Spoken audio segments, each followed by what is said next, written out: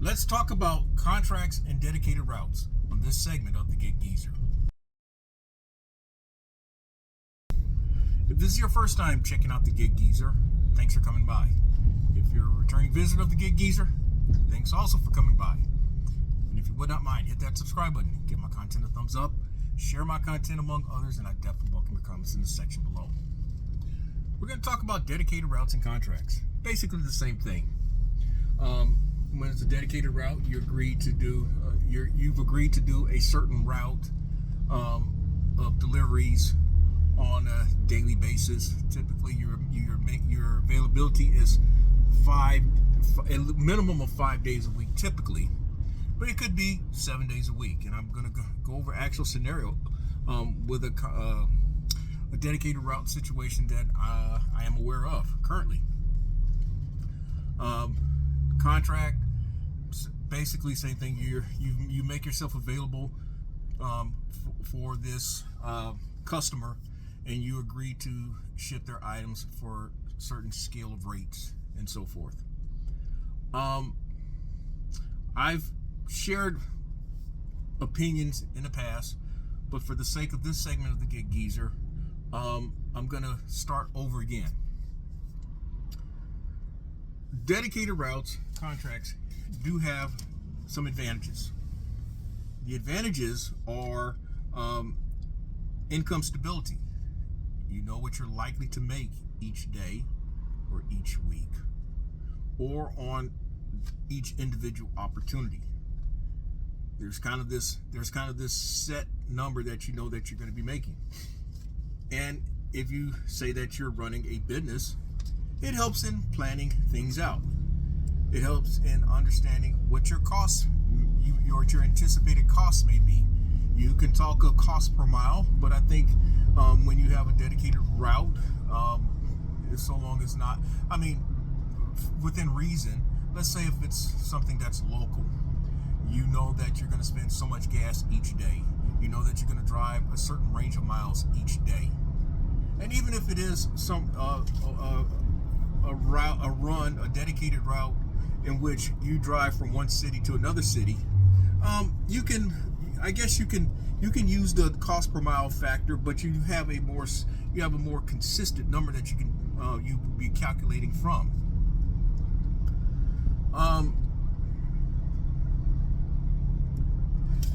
Another benefit of a dedicated route contract situation is that it may lead, depending on your performance, depending on your relationship with the people, it may lead to other opportunities, because you're out there interacting with so many folk. They see what you're doing. It's like, hey, you might be interested in doing something for us instead, or doing something for us. You might have time, be available to do some deliveries for us.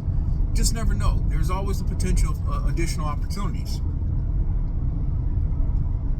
And I've already mentioned again about a better calculation of costs. So a contract / dedicated route has some advantages. Now, some of the things that I've thought about with contract / dedicated route, there are some concerns. The concern is you gotta understand that when you're in a contract dedicated route situation, especially if you're dealing with 5 days a week or more, it's like a job. The difference is that you're not a W-2. The difference is that they're not taking out they're not taking out taxes. They're not offering any benefits. You're a 1099. That's the difference. You're a 1099, and you're shouldering your costs. They just pay you what they pay you. But over time, if you kind of are losing interest in it, you're becoming bored, or you don't like the people that you're dealing with, one of your complaints may be, it feels as if this is a job, a W-2, and this is not what I signed up for. This is not what I made the investment for a van and done the things that I've done. So you may be looking for true autonomy. But then again, there may be some contract dedicated route situations where you do have that type of autonomy that you desire. One of the concerns with a dedicated route is that, or especially if it's a delivery route where you have to handle so many pieces each day, so many boxes, what have you. You have your regular employees, your actual W-2s, and that business has got to keep them happy. They've got to keep them rolling first. They are first priority before you. And so there's always the potential that there may not be enough volume to go around. And so therefore they may not need you as what you may have signed up to believe that's what was going to be the case. These things happen. I was in that situation. Well, it wasn't a dedicated route or contract situation, but I'll just say, but suffice it to say, in my experience with Federal Express, there were many times where there was not enough volume to go around, and so the guy who, the contractor, had to make sure that he had his guys running first before me, and so therefore I missed out on some opportunities, perhaps. Another thing is that contracts are subject to end without any warning. That's right, they're subject to end without any warning. You may agree to do a contract for 1 month, 2 months, 3 months, 6 months, but they may only need you for 2 weeks, 1 month, 3 months, yeah, and that's it. And then so much for the contract. Another thing about contract situation, depending on what it is, if you're having to deliver every day and you've got a set route within a certain range or within a certain radius of operation, there's likely to be more wear and tear. And that was something that I was concerned about when I did Federal Express. For me to make the money that I made, they had me doing in upwards of 100 stops in a day. They talk about delivering so many parcels, but it was 100. It was a number of stops per day. And you're starting to stop in 75, 80, 100 times. I promise you're going to go through some gas. And I was using my F-150, which had a lot less miles at the time. And then a couple of times that I used the Sprinter/cargo van, of course, the gas mileage was horrible because I was starting, stopping. That's pull on the battery, that's pull on the alternator, that's wearing on the brakes, wearing on the tires. And maybe even your patience some days. And then there's also the question of pay with contract situations. Depending on what it is, they say that you're going to be paid every week, and they may not pay you every week. That could be a problem. I'm not saying that all contract situations are like that, but there's always a potential of something like that happening.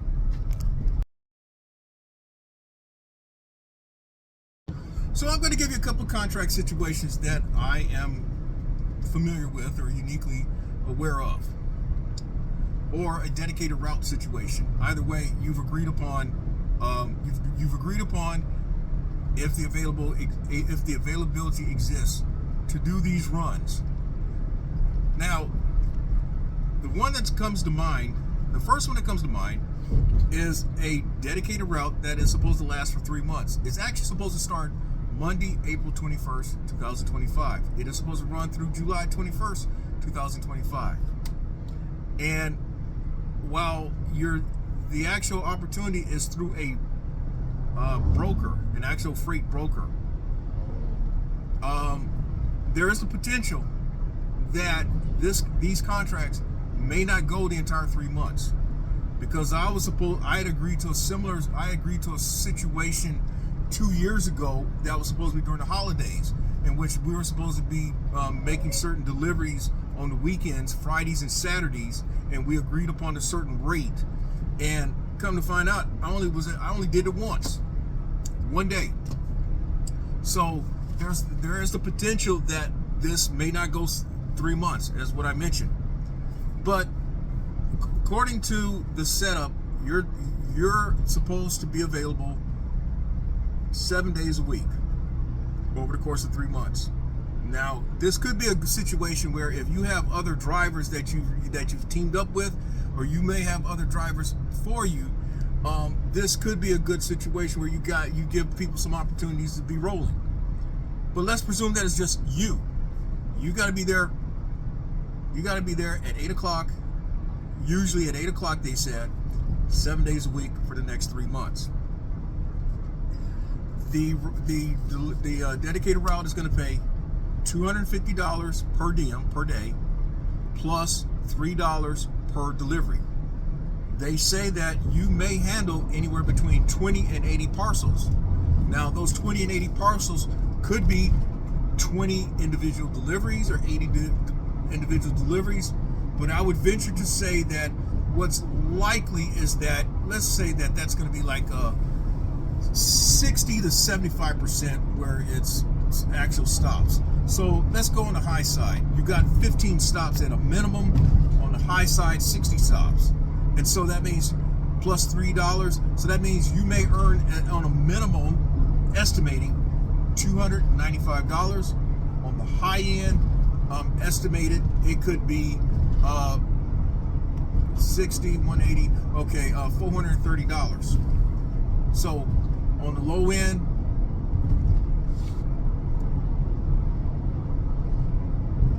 $325 times 7 days, that is $2,275 a week. On the high end, that is $235. That could be just over 3 G's a week, $3,035 a week. Not bad money. And quite honestly, that would catch my attention because, but the actual routes are too far away from me. They're too far away from me, so it's not a possibility. On the minimum, on the low end, 2,200 estimate, high end 3 G's, and all I have to do is do these runs, do these stops anywhere estimated between 15 and 60 stops a day. And over the course of 3 months, you know, that's what, 12 weeks. That's $36,000 on the high end. On the low end,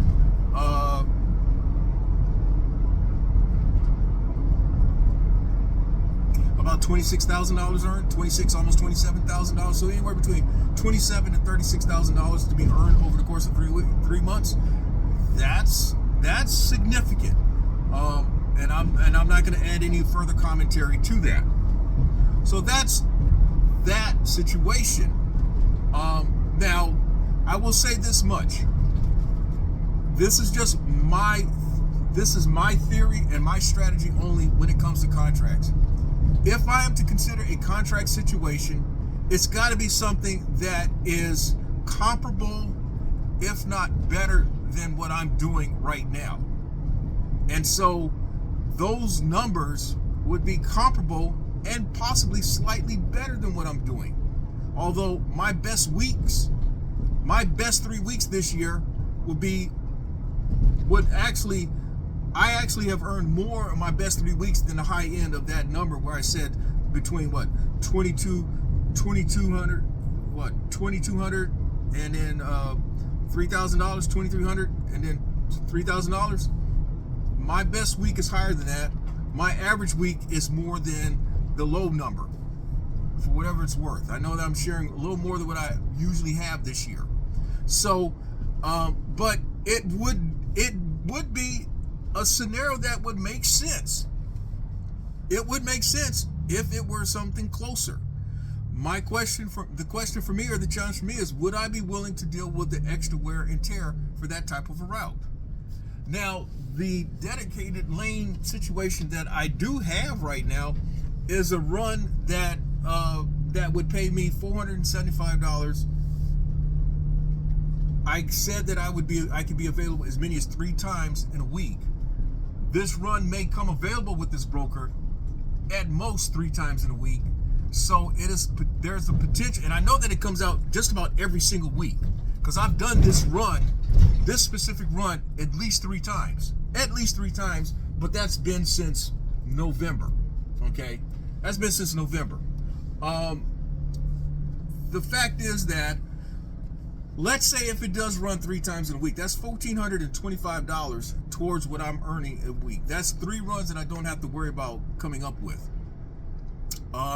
As far as costs are concerned, it factors into my costs. And in fact, what could happen is that if I have enough heads up, I might be able to stack something with that, and that I do a run that takes me to that area, and then once I'm empty, go and complete the actual dedicated lane that I have agreed to doing. For me, the only downside could be that I'm obligated to accept a minimum number of offers that come out, although I'm obligated to accept a minimum number of offers. But the best thing about it is that I have first right of refusal. When the run comes out, I am the first one to see it, and I can decide whether I want to do it or not. So when you look at these opportunities, look at take into account as many factors as you can when it comes to a contract / dedicated run opportunity, because as with anything, it could be a situation where it puts you at a disadvantage. You're locked into something, and now you're hoping like hell that you can get out of it. That's the best thing that I can say. I'm almost here at this drop-off location with this last mile gig app opportunity that I have. These are the pictures on the inside of what I've picked up. These are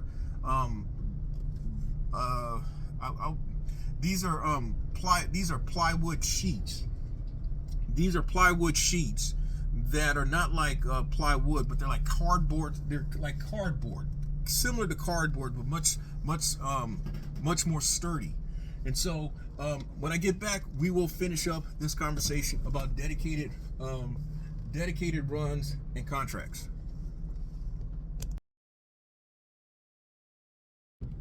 Alrighty, I'm done with that delivery opportunity. I'm gonna share something with y'all. Now, I've had a couple folk to say that, oh, your reason why you just didn't do it because you're old and you couldn't handle it. No, it's about really taking care of yourself, looking out for number one. I got these items to the place. I get there. There's 2 teenage sons of high school age and a husband out there in the garage.